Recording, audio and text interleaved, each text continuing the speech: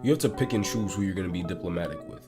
It's not every situation that you're going to go into where diplomacy is the answer or compromise is the answer. There are certain things that can't be compromised. There are certain things that are foundationally different that cannot be compromised. It's not necessarily a trend, but it's very almost popular in the space of a idea of a healthy relationship that you have to compromise. And yes, that is true. There are certain things you have to compromise in order to, I guess you could say, make the relationship that you're trying to get to work. So if you're trying to get party A and party B to work together and you want party A and B to work together, then there's probably going to have to be some compromises if you guys just don't cohesively fit. Now, when there's a difference foundationally, or when there's a difference in certain things that can't really be compromised or shouldn't be compromised, that's when problems come around. When you start compromising on foundational things to you, like communication, or the fact that you like being touched and other people don't like being touched, the fact that you express love in this way and that's your love language, and that other person's love language is the complete,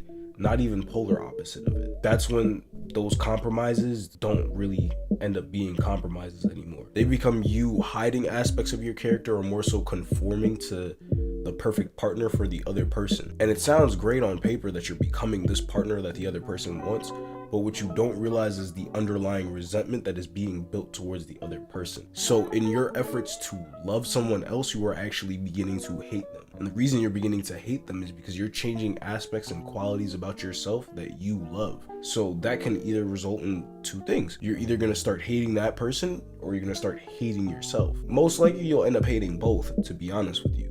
But it's going to start internally. You're going to start hiding aspects of yourself, and you're going to start to realize that you can't really be yourself around the person that you should be yourself around. That's when compromising doesn't work. You can compromise when it comes to, oh, you like to go out for ice cream and I'm not really a dessert guy, but every once in a while we'll get dessert. That's a compromise. A compromise is not, you don't like being touched for whatever reason, I still want to touch you. There's no compromise in that. That's not a compromise anymore. These are foundationally different things. One person grew up one way, one person grew up another way. That culture clash is no longer going to be compromised. It can be done.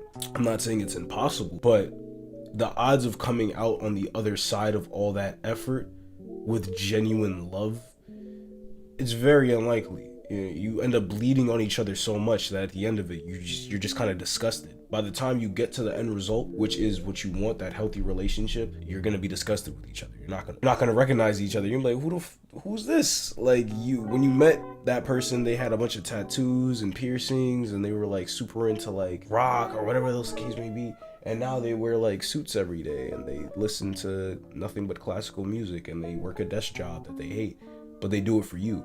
That is no longer a compromise. And if it is a compromise, it's a bad compromise. The moment that you start hiding aspects of your own character, the moment that you start really changing the way that you like to live, and I'm not talking about bad qualities about yourself, I'm talking about qualities that another person might deem or perceive as bad or not like. There's things that are objectively bad, and there's things that are perceived as bad. There's things that hurt other people that are objectively bad, and there are things that you do to yourself that most people might not like. Certain people don't like piercings, certain people don't like dreadlocks, certain people don't like tattoos. Are these things hurting anybody else? They're not, but I have them. Now let's say I come across somebody and I really love this person, and they're like, oh, I want you to cut your hair off. I want you to, get tattoo removal surgery, or I want you to, work a desk job and do this and do that, and you don't want to do that. The more I start doing those things, the more I start losing a piece of myself to this person and becoming the version of myself that they want me to be, the more I will begin to hate. Even if it's subconscious, I will begin to associate that person with everything I am not. And that's seen as an attack on the self. Like, you understand? So the moment that you get into these situations, you feel like you're compromising your character, you're compromising who you are, it's better to just leave the situation than it is to try to really change who you are fundamentally. Don't change who you are fundamentally for anyone. If you have a toxic quality about yourself, if you lack the ability to communicate well, or that is something that you should compromise on working to fix, because that's a bad habit, it's a bad quality. It affects the people around you in a negative space. But if it's something that's foundationally different between you and the other party, it does not make sense to continuously try to get them to see it from your angle. I'm not saying that it won't ever happen, But I'm saying that by the time you get to that point, you're not gonna like that person anymore. By the time you finally get that person to accept you and see you from your angle, you're no longer gonna care, because you realize how much it took for them to even see you in that light. So you're just like, yo, bro, like, I'm done. You know, you see it in so many relationships to where you start out one way and you try so hard, you try so adamantly to get this person to change, and when they finally change, you don't even want them anymore. It's because you exerted so much effort, you exerted so much time, effort, attention, and energy in trying to get this person to change, and then when you succeed at it, you realize how much you had to do to get them to see from your perspective alone. So it's almost as if, as opposed to you guys starting from here, this person started from down here and you're here. You're picking them up, dragging them up here, and now you still got to keep climbing. Or you're climbing, and every now and then you got to look down and be like, oh shit, and you got to come back down, grab them, up, climb, come back down, grab them, up, climb.